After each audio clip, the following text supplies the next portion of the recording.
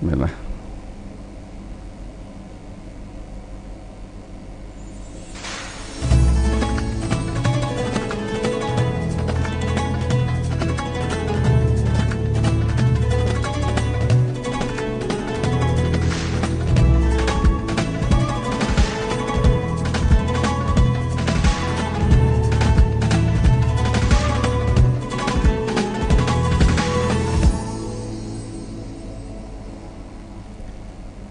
Bismillahirrahmanirrahim. Assalamualaikum warahmatullahi wabarakatuh. Waalaikumsalam warahmatullahi. Sahabat religi Kantor Kementerian Agama Kabupaten Bantul dimanapun berada, puji dan syukur kita haturkan kehadirat Allah Subhanahu wa Ta'ala, Tuhan yang Maha Esa, karena dengan hidayah dan limpahan karunia-Nya pada sore hari ini kita dapat bergabung melalui channel YouTube Kantor Kementerian Agama Kabupaten Bantul dalam acara Talkshow Ramadan 1445 Hijriah dengan tema Transformasi Kementerian Agama menuju Indonesia Emas. Sahabat religi Kementerian Agama Kabupaten Bantul yang dirahmati Allah, pada sore hari ini tema pembicaraan kita adalah tugas pokok dan fungsi Majelis Ulama Indonesia sebagai mitra pemerintah, tentunya mitra pemerintah Kabupaten Bantul dalam hal ini. Nuwun sewu Yai, sebenarnya apa sih yang menjadi tugas pokok Majelis Ulama Indonesia selama ini? Terima kasih. Assalamualaikum warahmatullahi wabarakatuh. Waalaikumsalam warahmatullahi wabarakatuh.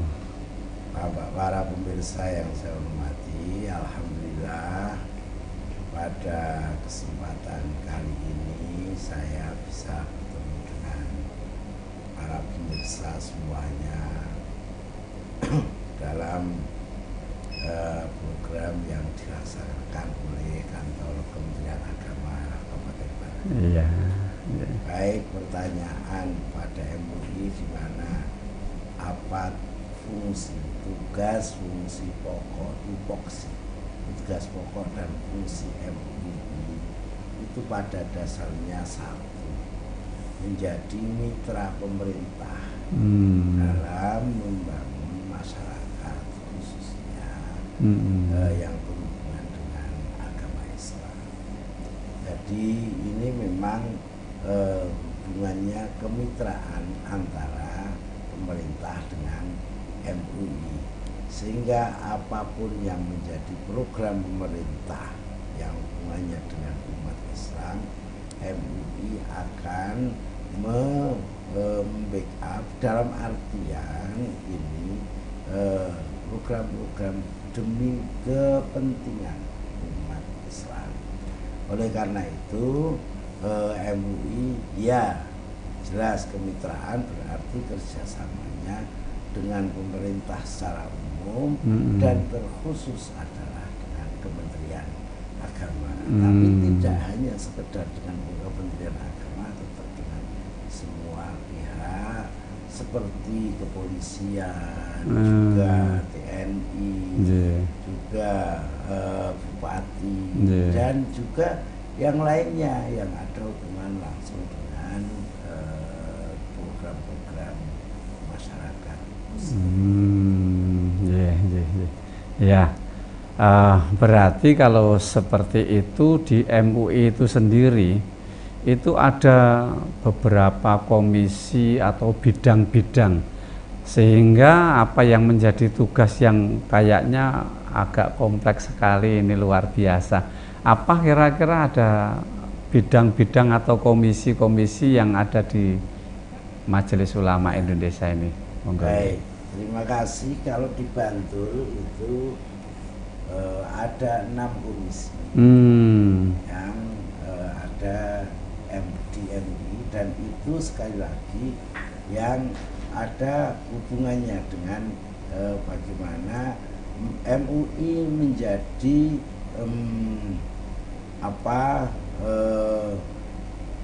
ya fasilitator atau mungkin yang pengarah kepada masyarakat muslim.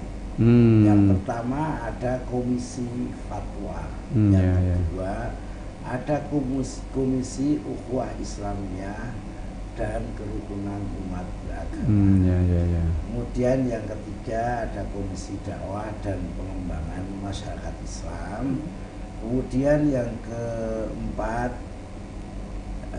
ada komisi pendidikan dan seni budaya Islam.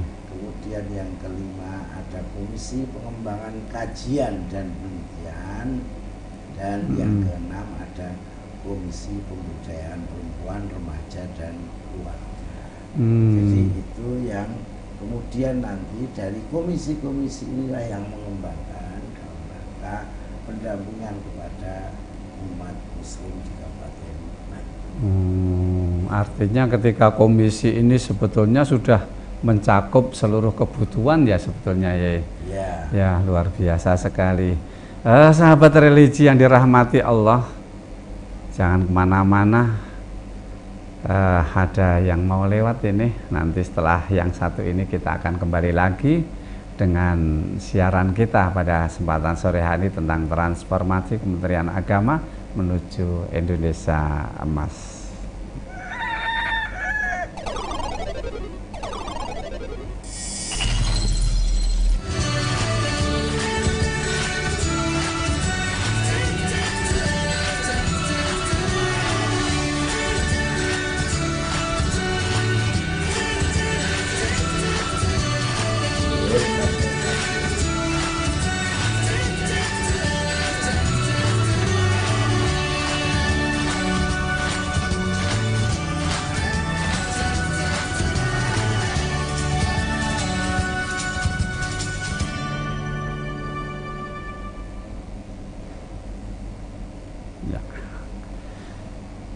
Kita lanjutkan Yai, bagaimana himbauan Majelis Ulama Indonesia terhadap umat Islam khususnya dan masyarakat Bantul pada umumnya terkait dengan ini ibadah puasa pada saat ini, terus Idul Fitri yang insya Allah sebentar lagi akan hadir, dan juga ini yang anak-anak muda itu tentang pawit takbir yang marak di mana-mana.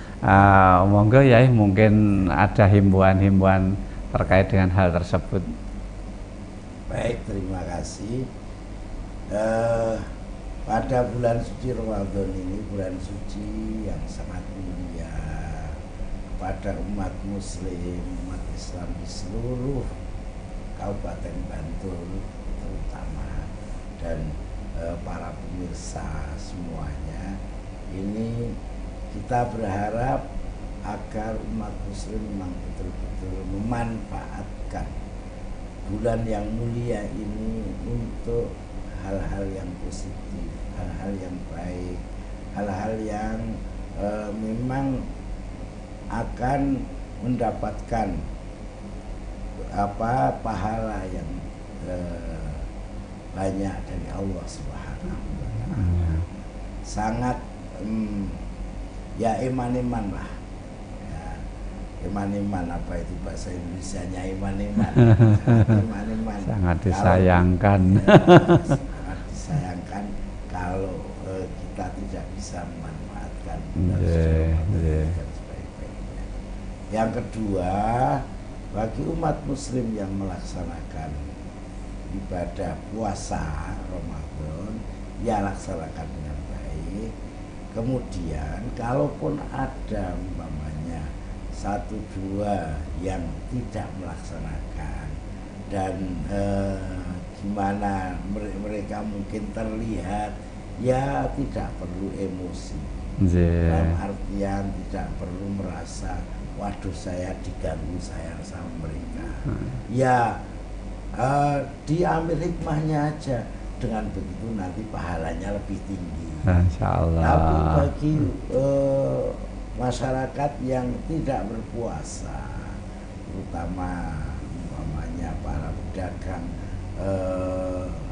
makanan dan lain-lain, ya tolonglah untuk menghormati, dalam artian ini jangan terlalu vulgar. Ya. Tidak apa-apa, karena orang yang berpuasa pun juga pas keadaan tertentu tidak berpuasa nggak apa-apa, umpamanya ketika sakit, ketika bepergian, dia mungkin malah butuh makanan ke warung, ya ada apa-apa, tapi yang jelas bagaimana juga bisa meletakkan di mana saya seperti apa yang berpuasa. Kemudian saya minta tetap umat muslim juga memanfaatkan malam hari raya untuk ibadah yang sangat dimanfaatkan dengan betul lah. Tapi tolong ini ya harus tahu bahwa malam hari itu masyarakat itu juga banyak yang istirahat. Maka kalau menggunakan suara-suara yang keras, mungkin pakai pengeras suara, atau mungkin anak-anak muda ronda dengan menggunakan kentongan dan tabuhan, ya kita harapkan juga jangan terlalu mengganggu pada masyarakat yang sedang istirahat. Kemudian terutama nanti di Idul Fitri, sebenarnya sebelum Idul Fitri pun juga di Ramadan ini ada kebiasaan yang kurang baik dari para anak muda yang ketika Ramadan datang kemudian justru dengan ibaratnya kemudian membuat petasan, membunyikan petasan menjadi kebiasaan yang tidak baik dan mana ya seperti apapun petasan jelas manfaatnya besar sekali dan manfaatnya kayak saya kira malah tidak ada kecuali bagi penjualnya atau yang membuat, bahkan yang membuat ini lalu belum lama ini ada yang membuat petasan malah kemudian petasannya sudah ternyata sudah meletus ketika masih di rumahnya, bahkan rumahnya kemudian rusak, orangnya juga harus ke rumah sakit, bahkan tidak hanya 1 orang, 4 orang ini terjadi di Bantul. Oleh karena itu ya monggo lah kita harus bijak bahwa Ramadan itu tidak untuk pesta petasan. Apalagi nanti kalau sudah masuk Idul Fitri. Idul Fitri yang sebenarnya adalah itu hari raya kemenangan. Hari raya kemenangan jangan dimanfaatkan untuk pesta yang tidak tepat. Kemenangan di sini adalah kemenangan mengekang hawa nafsu.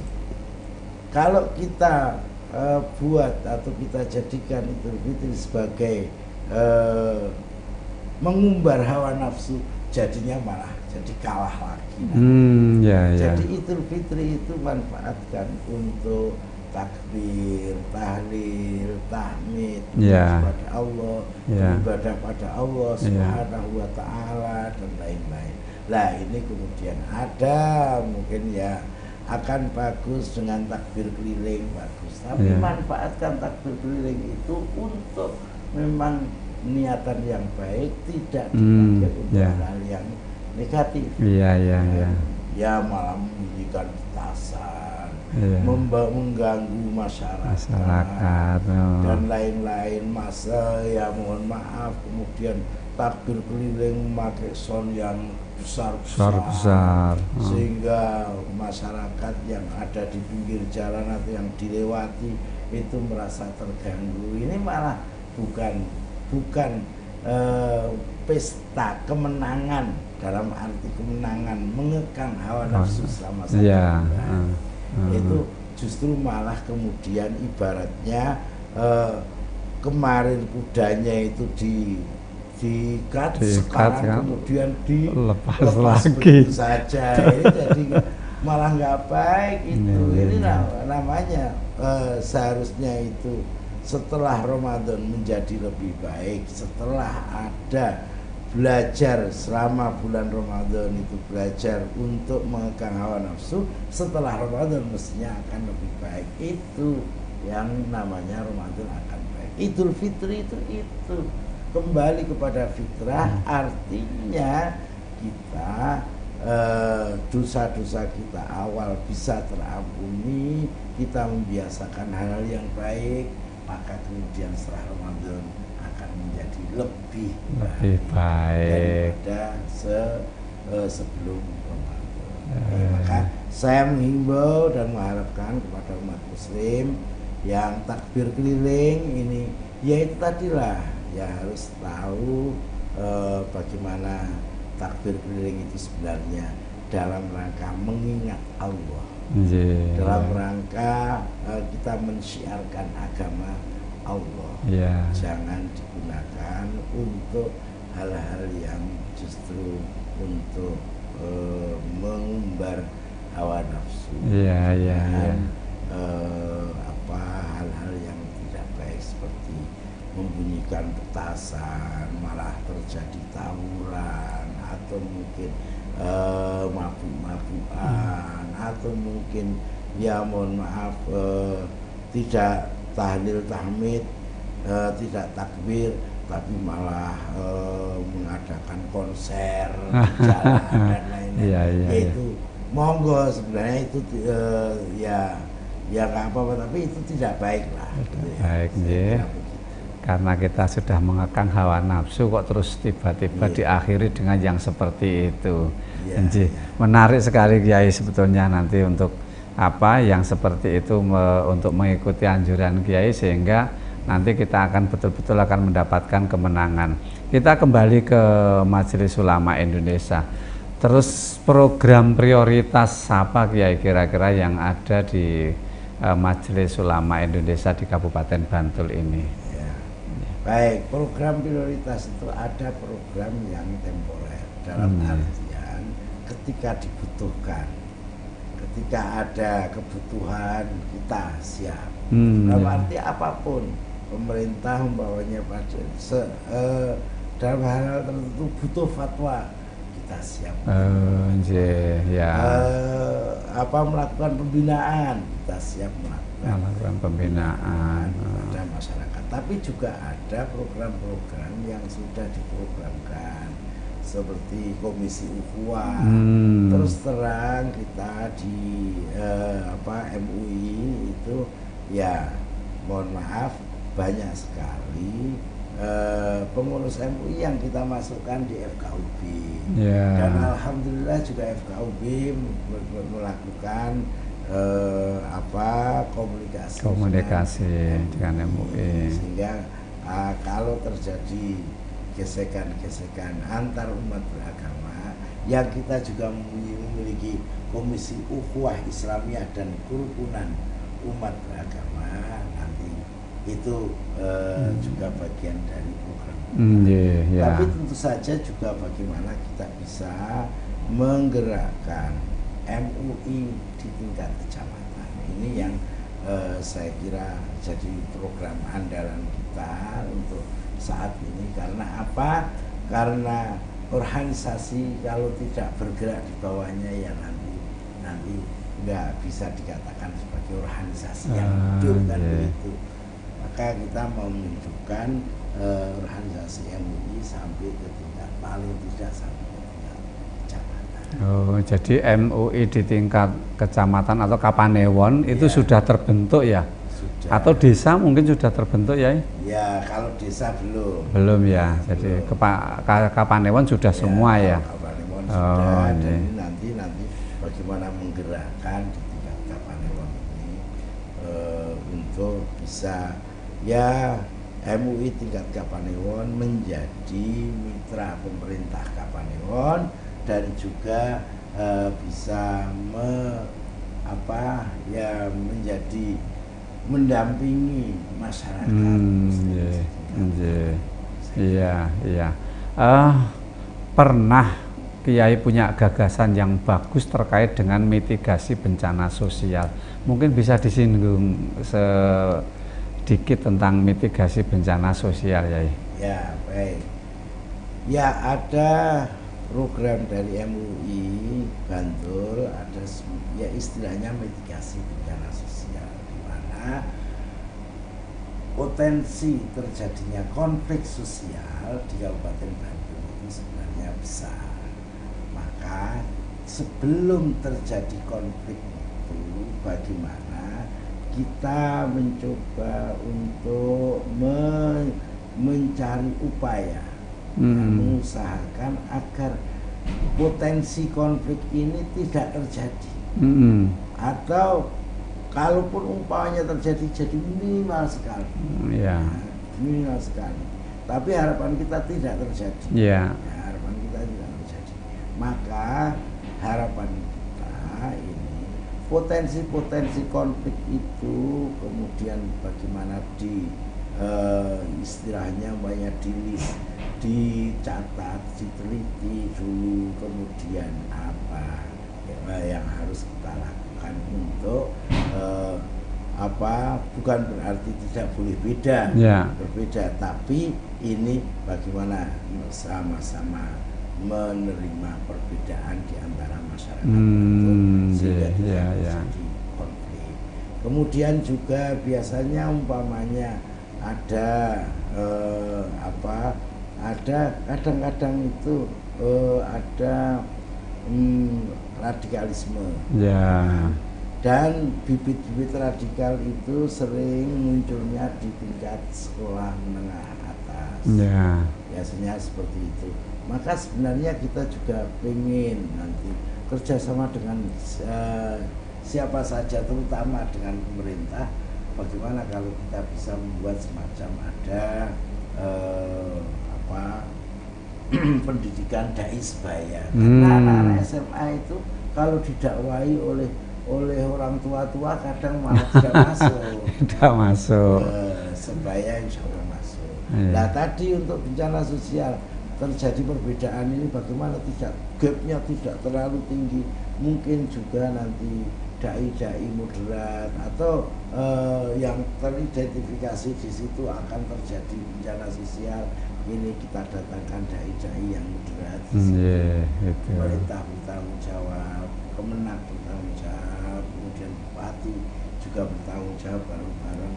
Itu insya Allah kita berupaya agar tidak terjadi bencana sosial berupa konflik sosial gara-gara perbedaan atau gara-gara perbedaan pandangan atau gara-gara ada unsur-unsur radikalisme dan terorisme.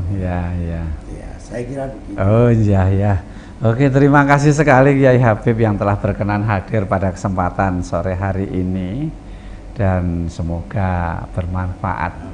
Itu selanjutnya sahabat religi kantor Kementerian Agama Kabupaten Bantul yang dirahmati Allah, demikian siaran kita sore hari ini, semoga bermanfaat. Marilah bersama-sama kita akhiri dengan membaca Alhamdulillahirabbil alamin. Terima kasih segala perhatiannya. Assalamualaikum warahmatullahi wabarakatuh. Waalaikumsalam warahmatullahi wabarakatuh.